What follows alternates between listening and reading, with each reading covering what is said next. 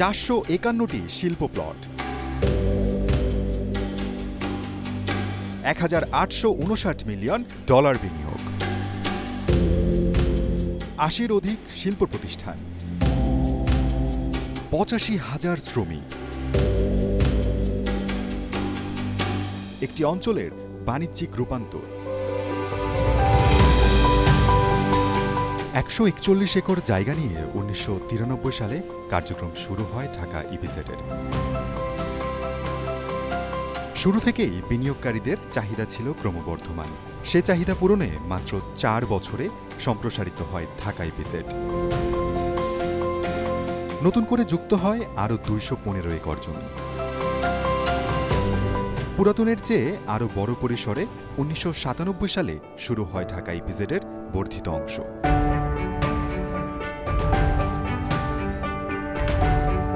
সম্প্রসারিত জোন মিলিয়ে ঢাকা ইপিজেডের মোট আয়তন হয় 356 একর। চট্টগ্রাম ইপিজেডের সাফল্যের ধারাবাহিকতায় রাজধানীর উপকণ্ঠে গড়ে ওঠে দেশের দ্বিতীয় ইপিজেড ঢাকা ইপিজেড। 1980 সালে বেবজা আইন তৈরি হয়। 1980 সালের 15 এপ্রিল বেবজার আইনটি অনুমোদিত হয়। সেদিন থেকে আমাদের বেবজার যাত্রা শুরু হয় এবং সেই ধারাবাহিকতা আমরা 1983 সালে প্রথম ইপিজেড চট্টগ্রাম বন্দরনগরী চট্টগ্রাম স্থাপন করি এবং চট্টগ্রাম ইপিজেড সার্থক হওয়ার পর, সফল হওয়ার পর, দেন 10 বছর পর 1983 সালে ঢাকায় দ্বিতীয় একটি ইপিজেড স্থাপনের সিদ্ধান্ত হয়। আমরা 1990 সালে এই জায়গাগুলো সার্চ করি এবং 93 সালে আমরা এই প্রথম এই যেখানে দাঁড়িয়ে আছে আমরা ছোট্ট একটা বিরান ভূমি, একই নীরব জায়গা, সেখানে আমরা 141 একর জায়গা নিয়ে যাত্রা শুরু করি।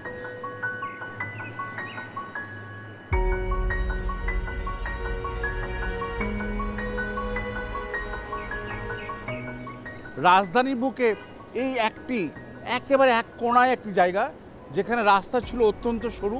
ঢাকার এখান থেকে যাওয়ার একমাত্র আমিন বাজারের পথ ছিল, আর বাকি কোথাও যাওয়ার পথ ছিল না। সকালে আসলে বিকাল 5টার পর যাওয়ার কোনো সুযোগ ছিল না, না ছিল কোনো অবকাঠামোন্য, না ছিল কোনো নিরাপত্তা। ইভেন কি দিনের বেলাতে আমাদের শিয়াল দেখা যেত। এখানে চারিপাশে গর্ত, পানি আর পানি। আজকে দেখেন এই 93 সালের পর আজকে 2025-এ ঢাকা ইপিজেড কি সাফল্য অর্জন করেছে। এই ঢাকা ইপিজেড স্থাপনের ফলে এলাকায় কত বাড়ি ঘর, কত কারখানা গড়ে উঠেছে। এটাকে বলি আমরা প্রিমিয়াম ইপিজেড। এই ইপিজেড কেন্দ্র করে সুন্দরভাবে চলাচলের জন্য এয়ারপোর্ট টু ইপিজেডের এই আজকে আশুলিয়ার রাস্তা দেখতেছেন, এটা তারই অবদান। এই সড়ক হওয়ার পর দুই পাশে এই ইপিজেডের ব্যাকওয়ার্ড লিঙ্কের জন্য আরও 3,500 কারখানা তৈরি হয়েছে।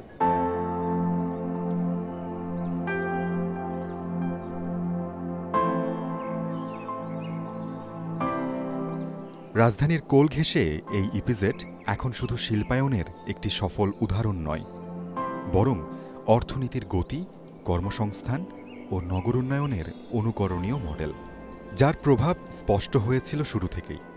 বর্তমানের ব্যস্ত আশুলিয়া মূলত ছিল একটি অনুন্নত অঞ্চল।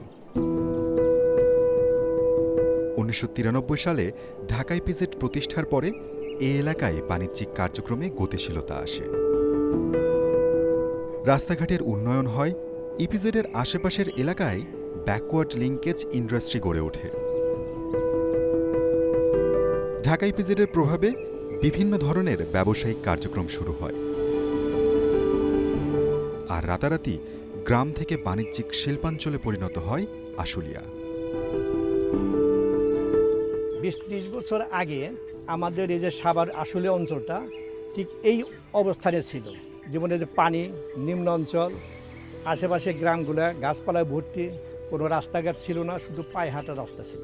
এখন ইপিজেড হওয়ার পরে আস্তে আস্তে এগুলা, যেমন এই যে আমার সামনে একটা ফ্যাক্টরি হয়েছে, এটা এই ইপিজেড হওয়ার কারণেই এখানে আসছে, নতুন এখানে আসার কোনো কথা ছিল না। ইদানিং মানুষের চাপও বাড়তেছে, শহরের মানে ইপিজেডের গ্রামগুলা আস্তে আস্তে শহরের দিকে পৌঁছাইতে, শহরের মতো উন্নয়ন হইতেছে, যার জন্য এখানে স্কুল কলেজগুলো গড়ে উঠছে। এখন পুরো অঞ্চলটাই বাণিজ্যিকভাবে গড়ে উঠছে। ইপিজেডে হওয়ার কারণে এই অঞ্চলের মানুষ চাকরি পাইতেছে। শুরু থেকেই এই ইপিজেড ছিল বিনিয়োগকারীদের আকর্ষণের কেন্দ্রে। যে কারণে প্রতিনিয়ত বেড়েছে বিনিয়োগ, প্রতিষ্ঠান আর কর্মীর সংখ্যা। ইপিজেডে কারখানা স্থাপন করে দেশি বিদেশি বিনিয়োগকারীরা। এই মুহূর্তে বিশ্বের নামকরা অনেক প্রতিষ্ঠান কাজ করছে ঢাকা ইপিজেডে। পৃথিবীর বিখ্যাত ব্র্যান্ডের পণ্য তৈরি হচ্ছে এখানে।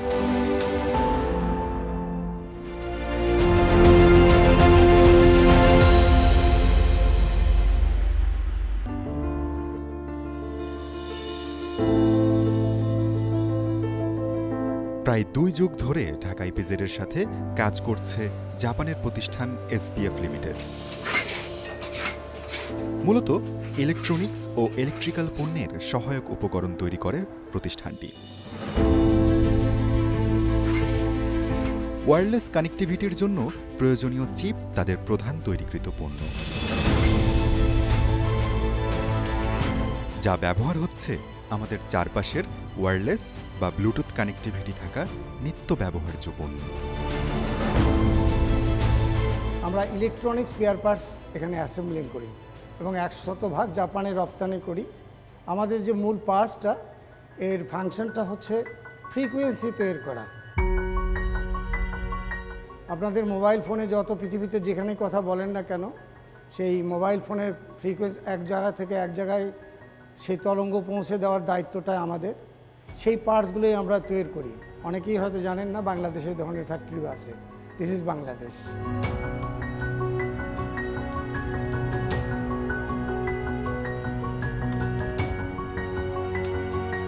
এটা কোয়ার্টজ ক্রিস্টাল ইউনিটের ডিভাইস। এই উপর থেকে 1, 2, 3, 4, 5টা 6টা পার্টস আমরা বাংলাদেশে অ্যাসেম্বলি করি, যেগুলো বিশ্ববিখ্যাত ডেল, সনি বা অন্যান্য প্যানাসনিক এইসব জায়গায় আমাদের এই পার্টসগুলো ব্যবহার হয়ে যাচ্ছে।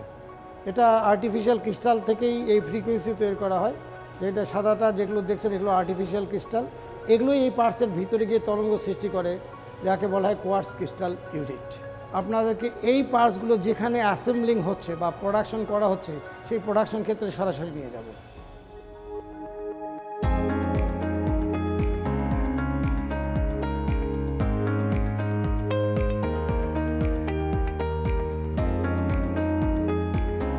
এটা automated Mount machine, SMD version parts, যাকে সারফেস মাউন্ট ডিভাইস বলা হয়। সেই পার্টসগুলো এখানে অটোমেটিক মাউন্টেড হচ্ছে। এর মাউন্টেড করার জন্যে এর ক্যাপ, বেস বা অ্যাডহেসিভ সব কিছু রোবট অটোমেটিক নিজেই করতে পারে। এখানে আমাদের শুধু প্রোগ্রাম করে দিলে হয়, হিউম্যান হ্যান্ডসের কোনো কাজ এখানে নেই। এখানে ফিনিশিং করার পরে যেটা আমাদের ইন্সপেকশন করব, যে পার্টসটা ভালো হলো কি না, সেই ইন্সপেকশন মেশিনগুলো অটোমেটেড, সেগুলো আপনাদেরকে এখন আমরা দেখাবো।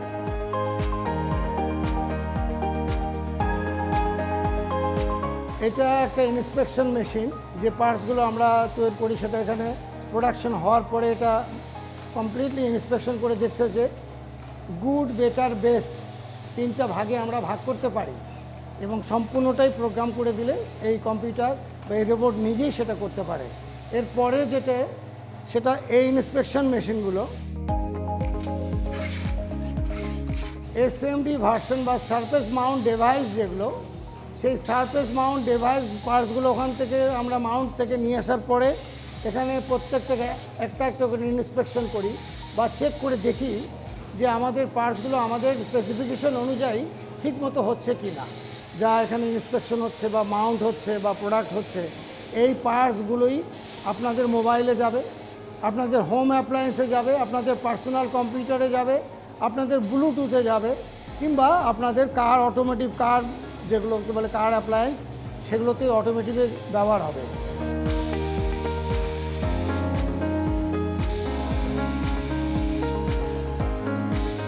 এখানে 49U বলে থ্রু হোল টাইপের এক ধরনের পার্টস তৈরি করছে। এটাও ফ্রিকোয়েন্সি আইটেমস। এটা সাধারণত টয় বা হোম টেলিফোন সেট কিংবা আরও একটু ইজি ডিভাইসগুলোতে আমাদের এই পার্টসগুলো ব্যবহার হচ্ছে। পরের স্টেপের যে অ্যাসেম্বলিটা, সেটা আমাদের এই হাইটেক মেশিনগুলোতে এই অপারেটররা করে যাচ্ছে।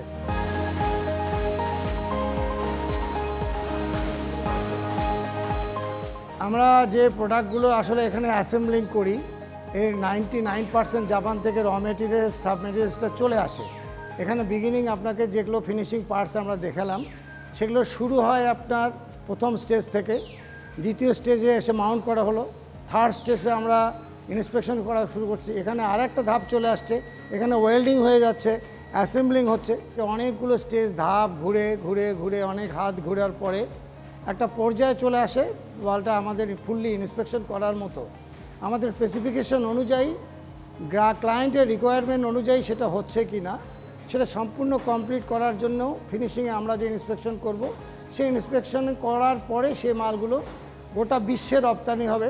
শুধু জাপানে আমাদের যে ডোমেস্টিক ক্লায়েন্ট আছে এর মধ্যে তোশিবা, সনি, প্যানাসোনিক, হিতাচি আমাদের প্রথম সারির বায়ার। এর বাইরে ইউরোপে আমেরিকার জিইসি কিংবা আমেরিকার টেক্সাস ইনস্ট্রুমেন্টস এরা আমাদের প্রথম সারির ক্লায়েন্ট। এবং এটি মজার ঘটনা যে এই পার্টসগুলো সবই এখন বাংলাদেশে তৈরি করা সম্ভব।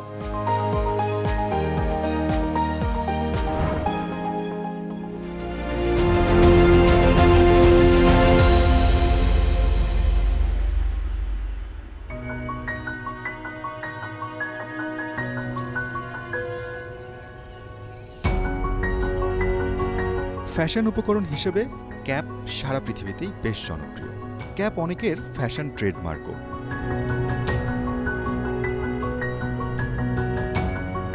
বিভিন্ন ধরনের ক্যাপ এবং হ্যাট তৈরি করে হংকংয়ের প্রতিষ্ঠান actor sporting limited. This is Actor Sporting Limited. We are one of the biggest cap supplier in the Bangladesh. We have been here for 30 years. So in the EPZ, we are doing cap business for more than 40 years from other countries and moved to Bangladesh.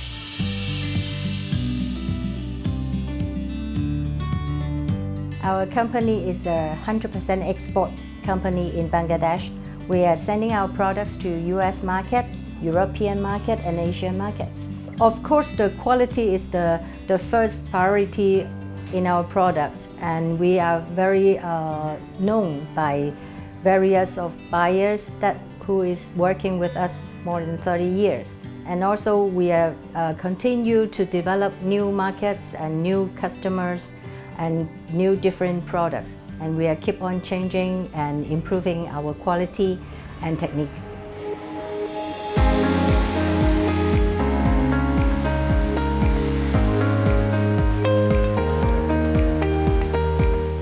অ্যাক্টরের floor ঘুরে দেখা গেল সেখানে cap তৈরির কাজ চলছে।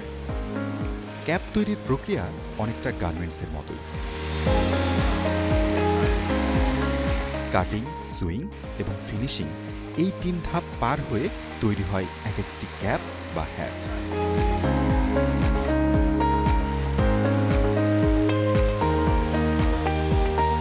Cap তৈরির প্রধান উপাদান হচ্ছে ফ্যাব্রিক এবং সুতা।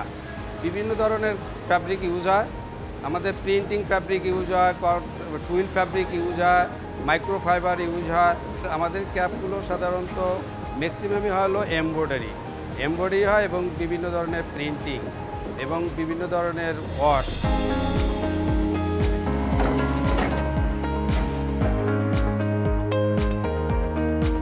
কাপড় কাটার পর সেখানে কোনো ডিজাইন বা এমব্রয়ডারির কাজ থাকলে সেটি চলে যায় এমব্রয়ডারি সেকশনে। সুইংয়ের ফ্লোরে এক একটি টেবিলে চলে ক্যাপের এক এক অংশের কাজ। সেখানে কেউ আপার হেডের আচ্ছাদন বা কভার নিয়ে কাজ করছে, আবার কেউ তৈরি করছে ক্যাপের সামনের শেড, কেউ তৈরি করছে ক্যাপের পেছনের বেল্ট। বিভিন্ন অংশ তৈরি হতে হতে সেগুলো একটার সাথে একটা জুড়ে দেওয়া হতে থাকে। আমাদের 2টা পার্ট, একটা ক্রাউন এবং একটা ভাইজার। পরে অ্যাসেম্বলিং হাই স্টিচ সেকশনে এসে এই ক্রাউন এবং ভাইজারকে একত্রিত করা হয়। এইখানে ক্যাপটা হয়ে গেল। ক্যাপ হওয়ার পরে তারপরে আমাদের ওইখানে লেবেল অ্যাটাচ করা হয়, তারপরে জিকুরি অ্যাটাচ করা হয় এবং হাফ স্টিচ করা হয়। জুড়তে জুড়তে সম্পূর্ণ একটি টুপির বা ক্যাপের চেহারা আসে। শেষ টেবিলে এসে মানের পরীক্ষায় পাশ করতে হয় ক্যাপগুলোকে।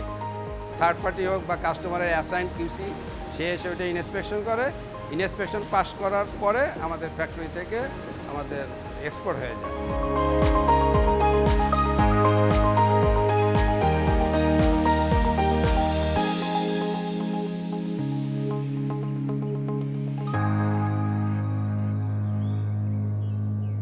ঢাকা ইপিজেড প্রথম দিকে মূলত পোশাক তৈরির কারখানা দিয়ে শুরু হলেও এখন এখানে তৈরি হচ্ছে অনেক ব্যতিক্রমী পণ্য।